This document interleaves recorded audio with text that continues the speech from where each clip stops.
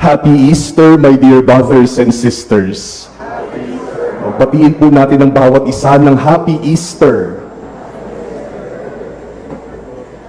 At sabihin po natin ng sabay-sabay, The Lord is risen, Alleluia! The Lord is risen, Alleluia! Palakpakan po natin ang ating Panginoong muling nabuhay. My dear brothers and sisters, on Good Friday, the Passion narrative ended with the tomb of Jesus being sealed with a stone. Tinakpan ng malaking bato yung libingan ni Jesus. That was Friday afternoon. Now on the first day of the week, that is Sunday, early morning at daybreak, Mary Magdalene, as we heard in our gospel today, went to the tomb of Jesus. And what did she found? She saw that the stone that covered the tomb was rolled away. Yung panakip na bato sa libingan ni Jesus, iginulong na. Now the question is, why was that stone rolled away? In another gospel, it is said that it was angels who moved the stone away. Now, why did the angels have to do that? For whom did they roll away the stone? Para kanino nila iginulong yung bato? For Jesus? That is what we always think. The angels rolled away the stone so that Jesus could come out of the tomb. But think again, my dear brothers and sisters. Did Jesus really need help in order for him to get out of the tomb? Is Jesus so weak that he could not even push away that stone? Now remember that Jesus is the conqueror of sin and death, the Almighty God, the powerful God, and yet he needed help in order to get out of the tomb. It does not make sense. Remember also, my dear brothers and sisters, that after the resurrection, Jesus assumed a glorified body, which means that the body of Jesus is no longer subject to time and space. Jesus appeared in two different places at the same time. And Jesus could enter a room even when the doors were locked. Nakakapasok siya kahit sarado ang pinto.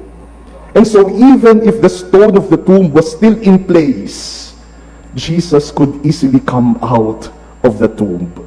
He did not need the stone to be rolled away. And so the question is, why was the stone that covered the tomb of Jesus rolled away? If not for Jesus, then for whom? For Mary Magdalene. The stone was moved not so Jesus could come out, but so Mary Magdalene could see in.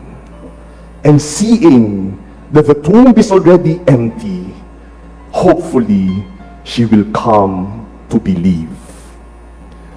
You know, my dear brothers and sisters, in our life there are also many stones, many obstacles, many blocks that hinder us from being happy, healthy, from experiencing the fullness of life. Sa buhay natin, marami ring batong haharang-harang. Marami ding mga batong sagabal. Marami ring mga nakaharang, kaya hindi tayo maging masaya. Kaya hindi tayo malubos sa ating pamumuhay. Kaya palagi tayong hihinahanap, palaging may kulang, palaging malungkot, at palaging hindi ganap ang ating buhay. Kasi maraming nakaharang. What are the stones that hinder your happiness? What are the blocks to your fullness of life? Ano yung mga nandyan na nakaharang sa iyong buhay? Para sa iba, siguro sasabihin nila, ang mga stones sa buhay ko ay problema. Tambak-tambak na problema. Financial problem, work-related problems, or problems in relationships.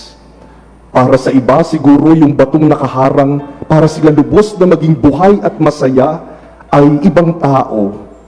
Sasabihin nila, yung asawa ko, malaking batong nakaharang sa buhay ko.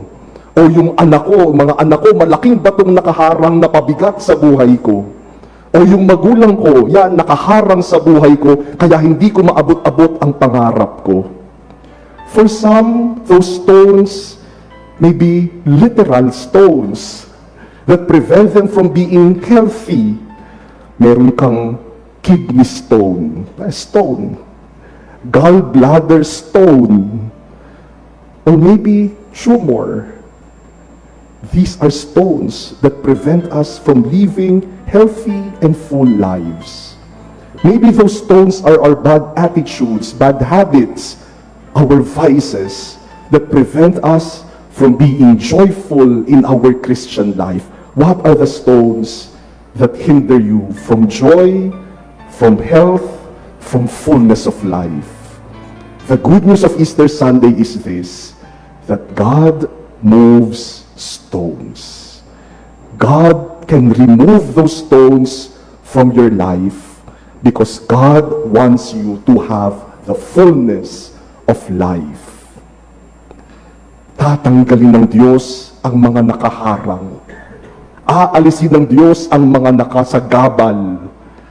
Igugulong ng Diyos ang bato para mabuhay tayo ng lubos at masaya. This is the experience of Saint Peter. We all know the story of Saint Peter. Peter who denied Jesus 3 times. And probably because of what he did, there was a big stone of shame, of guilt in his heart. And yet because of the resurrection, Jesus removed that stone away. So much so that after the resurrection, as we heard in our first reading today, Peter was so courageous in proclaiming about Jesus. He was no longer afraid to claim that Jesus is Lord. St. Paul in our second reading today also invites us to remove the stones of our old self that has sins and evil things with it. And St. Paul tells us, let us open ourselves to the newness given to us by the resurrection. Kaya nga po tuwing Easter Sunday, nagre-renew tayo ng ating baptismal promises. At yung baptismal promises, dalawang bahagi. Yung unang 3 tanong, puro pagtatakwil. Do you reject Satan and all his works and all his empty show? It is as if we are removing the stone of evil and sin from our lives. And only after we have removed that stone, we will embrace and accept our faith. Kaya po mamaya after this homily, kapag tinanong ko kayo, do you reject Satan? Sumagot po tayo ng malakas, I do. And all his empty promises, I do. Minsan po kasi, nahihiyang sumagot, do you reject Satan? I do. Sabi niyo, bakit ayaw niyong lakasan? Baka ma-offend siya eh.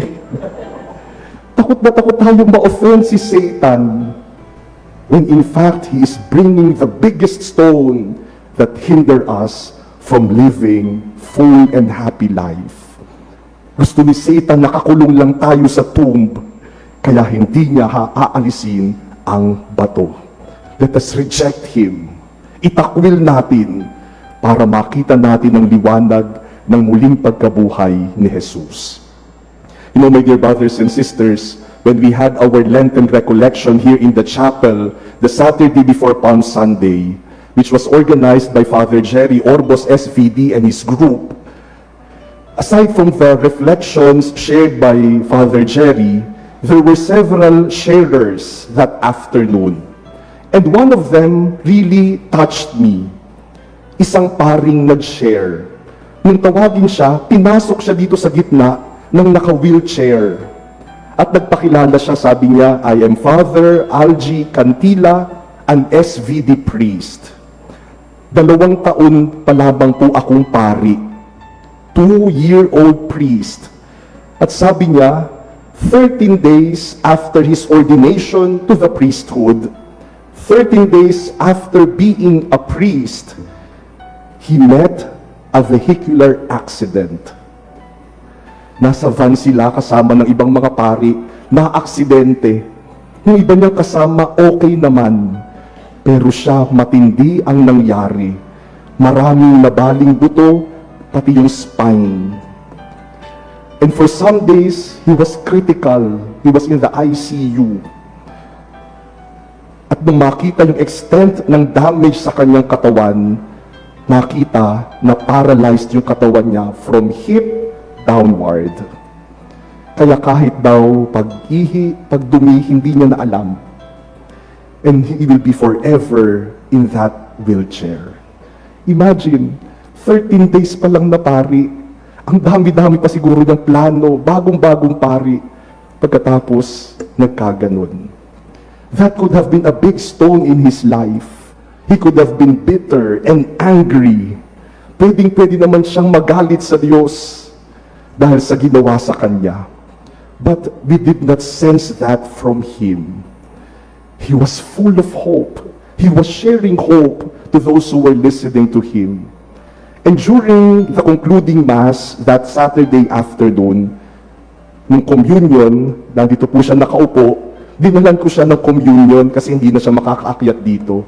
At pagkatapos niyang mag-communion, tumalikod na ako. Sabi niya sa akin, Father, magdi-distribute ako ng communion. So I gave him the ciborium, and from his wheelchair, he gave communion to the people. I could only tell God, Lord, hindi pa Holy Week, but I could already see the meaning of your resurrection. You have removed away the stone of anger, of bitterness from this young priest, so that he may live, even in his wheelchair, in his condition, the fullness of life and his priestly ministry. My dear brothers and sisters, without doubt, the resurrection of Jesus is the foundation of our hope. Because Jesus is risen, we have hope. Because Jesus is risen, there is no reason to be hopeless. The lesson of the resurrection is really just one statement. 3 words. Don't give up. Don't ever quit. Don't lose hope. Because God still sends angels, and God still moves stone.